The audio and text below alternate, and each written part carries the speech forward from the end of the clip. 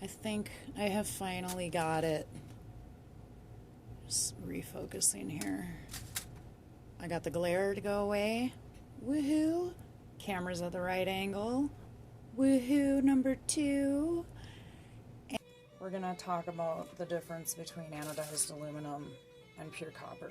We show you a magnet test. It's one way to check. Unfortunately, that doesn't work for the aluminum because aluminum's not magnetic. For that, you can just look at the core. When you cut it, this is going to have a silver core. The problem with that is that when you have that silver core, if you nick this wire or you ding it deep enough to actually remove the color and coating, there's no going back. You can't, you can't go back to the color. You're going to have silver exposed. And so that's one difference. Pure copper, you nick it, ding it, do whatever you are going to do. You, at the end, end up filing it. You can smooth any divots out. It is pure solid copper. It's going to stay copper no matter how much you file it. You won't have silver spots showing through your jewelry. Now, obviously, if you want to use colored wire like this for detail and decoration, you just can be careful with doing that. But as far as, once again, the purpose of this video is for those that don't know that there is a difference, because I'm fairly new in a beginner wire wrap group on Facebook. I do consider myself a beginner still. I've played with wire off and on for years, but I'm a glass artist by trade, so wire wrapping just kind of comes in as like a side thing. So how do you tell the difference? Well, simply look at the core when you cut it, or you shouldn't even have to cut it, but when you cut it, you're gonna have a silver core. Let's see, where are we at?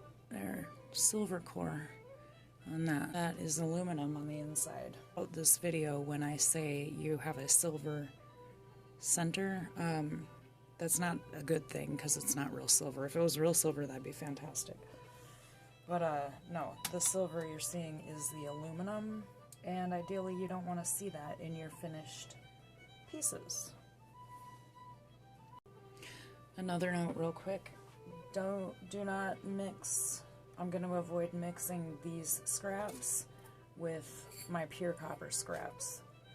Those I can reuse. These I don't want mixed in with because it's not pure copper. As far as reusing the copper scraps, these can be melted down into other little pendants and things. If you really got into it, you can stretch it out and you can actually make your own wire, but that's many, many, many other videos down the road. Just want to show you what we're making. What I am making, these two matching identical earring hoops. I will be making them both in aluminum wire, because that's the point of this video, showing the difference, and pure copper. I use 20 gauge for them, but this is just practice. This is an example more about the wire and working with the two different kinds. It's just a bonus that you get a tutorial. Let's get to the hooks already, and I'll just touch on the different points that I want to make about working with the two different types of wires as I go along, and I'll try not to repeat myself too much, like I'm still learning on that aspect, and on this aspect actually. Rare earth magnet, so it's super strong even though it's very tiny. But as you can see, the split ring, not copper. Same with this copper chain. These are off of Amazon. I do use them being a free option, or I sell real copper chains or handmade link chains that are made with real copper. They're obviously quite a bit more expensive, so if people want a pendant with a free necklace, this is what I use. That's clearly not copper. If it was, it would not stick to this magnet. But some of the things on Amazon that are sold as copper or pure copper, that's a good way to tell. If they attach to a magnet, they're obviously some sort of mix of metal alloys, one of which clearly is magnetic. Brushed antique copper, air quotes, split rings, but obviously they're just kind of cheap metals. I do use these for some things, but I'm aware of what I use them for. It just depends on what I'm working on. I'm a glass artist. I make glass bullets, and sometimes I just need a split ring. I prefer a split ring because it's like a tiny mini keychain, so it has multiple coils to it. Less likely to come off than a jump ring, which just attaches. That's one single coil. Moving on. For the hook style earring hooks, you need 4 inches of wire. This is going to take a little bit longer than it normally would for a regular tutorial because I am making these both with copper colored anodized aluminum wire, 20 gauge, as well as 20 gauge pure copper dead soft wire from Rio Grande. So you are going to measure 4 inches of earring hooks. You are going to mark halfway at the 2-inch, if I can get my Sharpie out. Oh boy, at the 2-inch mark, halfway, right there, and I will just use this one as a guide. Now, this here is the pure copper. I can tell quickly because it's, when I look at the end, it's just pure copper. This is the aluminum wire. At my halfway point where I marked it, I'm going to sharply bend this in half and fold it completely and actually even crimp it down a little bit, like so, as much as I can, as close as possible. And don't worry if the ends are not even just yet, because we will trim it after we make the bends. If you have a bail making pliers, use that. If not, you may have a round nose pliers, use that. If you don't have those, you can find something very tiny and round to wrap around. Something like this is a really fine file right here that's round. It's a little bigger than what I would want to use. I would definitely look for something smaller. But anyway, we're going to use the bail making pliers. Take where you folded the wire, smallest round on your pliers. Grab to where basically that hoop that you made, that fold is kind of flush right there, just even. Not really sticking out, and then just roll that around to make your first hoop. Go ahead and snug it up to the wire. And then I use the second to the largest. I think it's the 5th one down, second to the largest. And I grab this wire about 3/4 of an inch from the bottom of that hoop that I just made. And basically imagine that your bail making pliers is the earlobe, so you're gonna want to wrap around where that would hang in your ear and make those pretty much parallel, but then a little bit more, squeeze in a little further for that earring hook shape. Now here's where you take and even up those ends. This is that really soft aluminum wire, so that's going to be super easy to just nip right off there. And then take those ends and about 1/8 of an inch up, just grab them and bend them upwards a little. That just makes these easier to get into your ear hole. So now you've basically made a mirror image of 2 hook earrings that are identical, and all you have to do from here is cut that little, just nip. I've got the flush side of my pliers upwards on the piece that's going to stay attached to the hook, that I'm making sure I'm cutting the flush side. Cut the first part of that hoop. There's one. And cut the rest of that folded section off. So you're basically, that little thing right there is what you just cut off, your fold. And there's your 2 identical earring hooks. I keep saying hoops, these are hooks. Now what I'll do is I'll take and squish these. Now watch how easy this is with the aluminum wire. I don't even pick it up off the counter or off the table. I just can pinch it one-handed. Boom, voila. Also take and hammer this arch here. With this aluminum, I'm going to do it very gently because I know this is out of your guys' view, but that's just the way it is. I'm sorry. I have a vise over here kind of hammering that.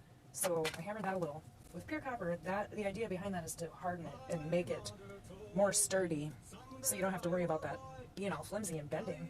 This aluminum wire, even if you hammer it, it makes it a smidge harder, yes, because either way you've compacted it, but it's just, it's so soft. This is one finger. Look how misformed that already got just from doing that. The other thing is filing this end smooth. What's our focus over here? Filing this end smooth with the aluminum, this is like filing butter. It's very soft, and you notice as I did that, now all of a sudden that whole end is silver. The whole end of that copper silver. Well, as I mentioned probably once, you can't come back from that. You can't unfile it and go back to copper. It's just that aluminum coming through, and you're going to run into that. Not to mention, look at the shape of my hook now that I think I ran the file over that, about 3 times? So, alright, let's move on, and I will make the ones out of pure copper, and we'll see the differences here. Repeat, same thing, matching hook earrings. This time with the 20 gauge dead soft pure copper wire, 4 inches. I've already measured out. I marked the halfway point at 2 inches. Here's the process for the matching hook earrings. At your halfway point, sharply fold your wire, squinch that, squish that down so that they're running totally parallel. Squish that as much as you can, nice and tight. Then, bell making pliers. If you've been watching this continuously, I already went over the pliers. You can use round nose, you can use whatever. I use the first mark on my bail making pliers, line that up to the end. I'm going quicker this time because I just did this with the aluminum wire. Now this is much more difficult, pushing this wire around, because this is the pure copper wire. It's much more durable than the aluminum wire. There's my first hoop on the doubled up wire.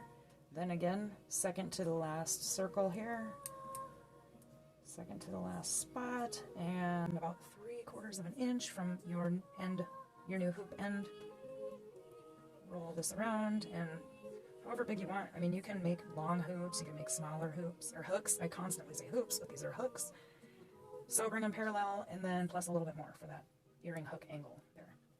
Now is the point where you, first of all, make sure they're straight, and nip this off even. Listen to the difference between this and the aluminum wire. Much louder snap, something to actually nip off. And again, at about 1/8 of an inch take. And I'm actually holding my chain nose pliers here so that when I make this bend, it's even on both wires. You see the angle of this side of the jaw? If I just hold these straight, it's tapered, so it's going to put me at the wrong angle. So I make sure this angle here is straight on both pieces where I want to make the bend when I do this. And it takes much more force than it would on that aluminum wire before, which is a good thing to me because that means this is much stronger wire. And there you go. Just to cut the folded section. Just get in there in between. I do one at a time. I make sure my flush side is facing the usable part. So there's number 1 with the pure copper, 20 gauge. Hopefully you can still see that. Make sure the flush side is facing the usable part. And nip that folded piece out of there. Whoops. Make sure you nip it enough. There we go. In the scrap bin that goes. Now, round nose plier in that hoop I made. And close that circle off. Boom. There's your identical matching set of hook earring hooks. And the final step for this is make sure everything's even. File. Oh, you hear that? That's the sound of filing real copper. Alright, so file these. This is my jewelry file, which is really great, especially when you gotta get in the nooks and crannies. This side does not scuff up your piece. these little filing blocks that are actually made for like gel nails or any nails. And they've got 4 sides, so these are awesome for these tiny little things like this, the earring hooks. And these can also be, they're really handy for pendants and things. But you have a file, so that gets away the sharpest of the stuff. Then this is remove ridges, and along the way you can feel it getting smoother. I go in a circle, and I kind of make sure I'm kind of tilting this hook, or at least moving this around to get the sharp sides. And then you can do the buff side if you want, you can do the polished side if you want. But for these little earring hooks, at least the first 2 steps is perfect. Then you hammer the arch portion, so like this part. And it takes quite a bit more pounding to hammer pure copper. And because that compacts the copper when you do it, it actually strengthens it. I only did the arch this time. Sometimes I'll hammer a part of this hook or loop also. It also depends on the look that you want.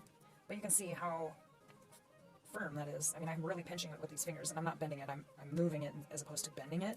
Whereas the aluminum wire, that did not move around in my hand really, and it already, on the first wham, it bent. So I hope this helps some of you realize the difference if you've been having any troubles or watching tutorials and having problems making some of the things that you see and you can't figure out why, and you think maybe you have aluminum wire. That could be part of some of your problems, and it's not you, like I said before, it's the wire, and there's a total difference. I mean, here, let's just put it this way, and we know that I kind of ruined this just to show an example, but it's the difference between this versus this. That's really what I'm trying to portray here. Let me move in without losing it. These are ones I did in the first video that I totally recorded the wrong way. These are the pure copper. One is hammered, the other I haven't totally finished yet. These are the aluminum. You saw it here, guys. I did this video to help people understand that there's a difference between the less expensive, there's a reason why it's less expensive, this copper colored Amazon wire or wherever you may get it. It's readily available online, and it's going to be less expensive than the pure copper, but it definitely has its downfalls. I completely dislike it. I do not work with it, period. And yeah, that's it.